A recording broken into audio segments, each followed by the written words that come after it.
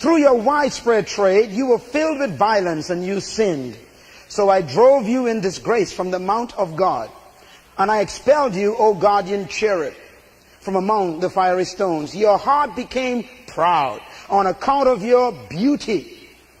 And you corrupted your wisdom. Please underline that statement. He didn't lose his wisdom. It was only corrupted. So don't think the devil is stupid.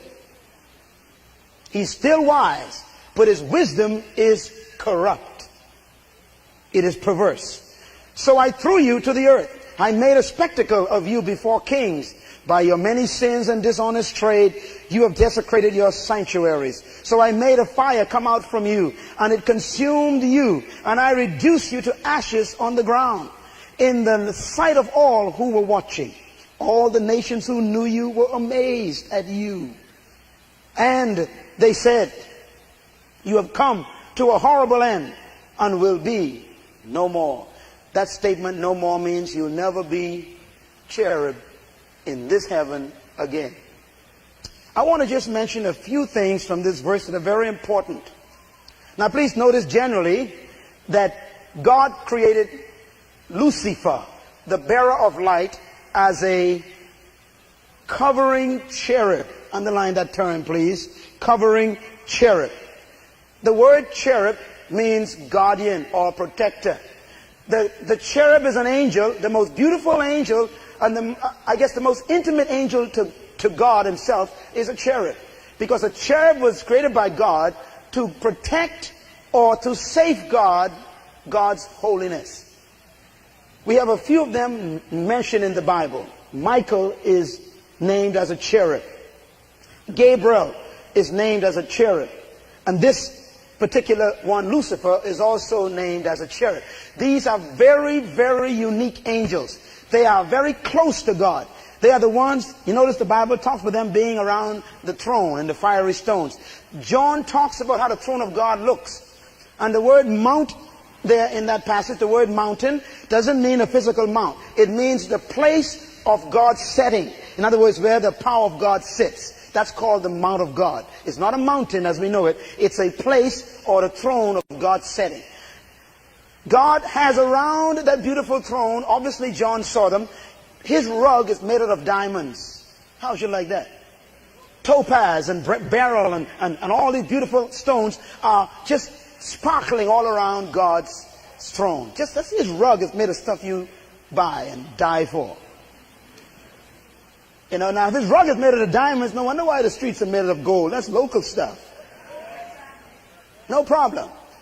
Now this angel used to be in that intimacy. That's important to remember. Because you see, if he was a guardian cherub, it means the guardian cherubs always got information first.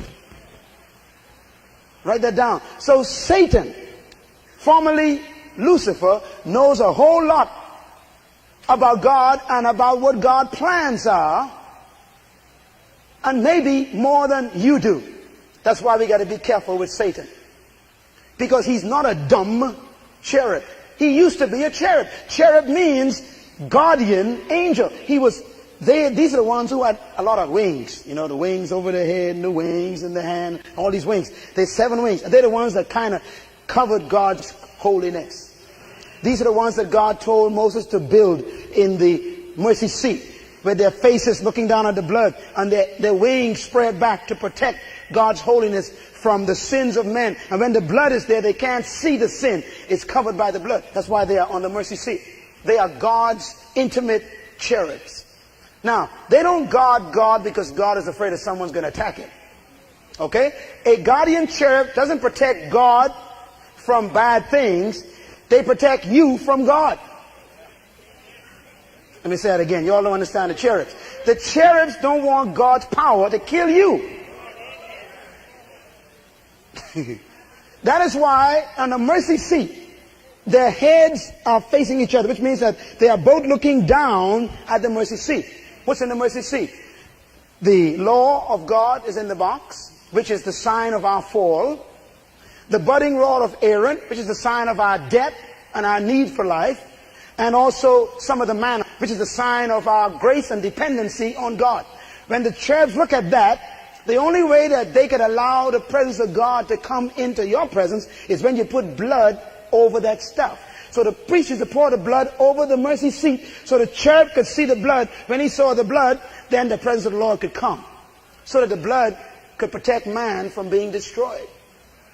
So the cherubs are not to defend God, but they are really to protect us from God's power and holiness, which would destroy us instantly if we were to ever get in the presence of God. You remember one time when a number of priests touched the ark without blood, and what happened? Instantly they were killed.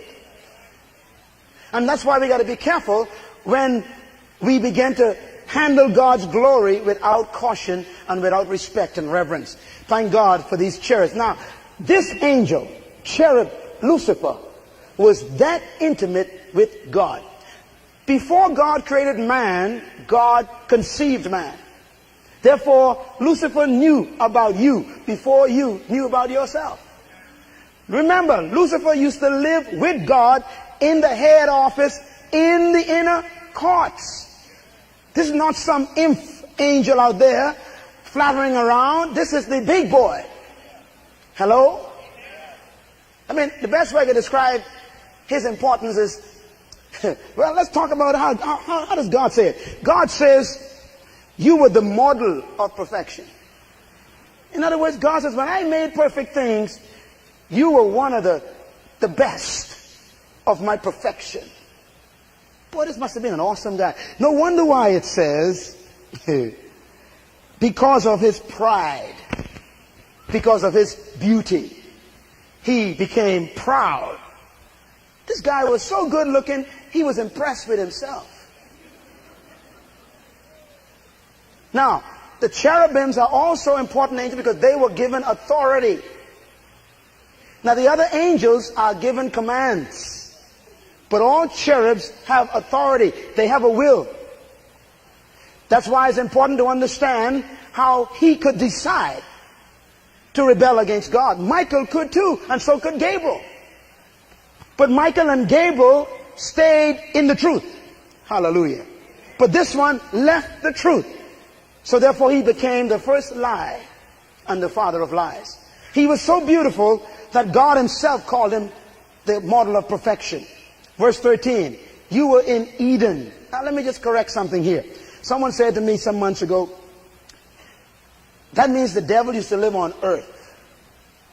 No, the word Eden, write it down, is a Hebrew word. Matter of fact, you can't even spell it in English. E-D-E-N is Hebrew. And it means the moment or the presence of the Lord. That's what the word Eden means, the moment or the presence of the Lord. Now, what that means is God says, not only were you perfected, but I placed you in my presence. Well, that's true. He was in the presence of the Lord around the throne of God among the fiery stones. He was in God's Eden. Eden means presence of the Lord. That's all it means. It doesn't mean a place, a garden somewhere. It means a presence of the Lord. So, that's why we got to understand that when God creates his presence somewhere, it is called Eden. God placed his presence on the planet when he created man. And that spot became Eden. And God put man in that spot. So God actually, wherever he creates his presence, he creates a garden called Eden. Now, please notice in verse 14 rather, you were anointed as a guardian cherub. Write the word anointed down. To anoint means to enable or to give the ability to. This angel was given the power to guard God's holiness. That means Satan does have the power that God gave him. Now remember, the call of God is without recall. So when God gives something, he doesn't take it back because of his faithfulness. That's why God got to bind this guy. He got to bound him in the end, because he has this power that he gave him. He is anointed. He's anointed to do what? To be a guardian cherub. The other word used here is the word ordained. Ordained has to do with order. He was placed in a certain position or order of relationships. There's God, then there's the cherubims, then there's the seraphims, and then there are the other angels. This one was placed, ordained, ordered next to God. So Lucifer came from the inner circle.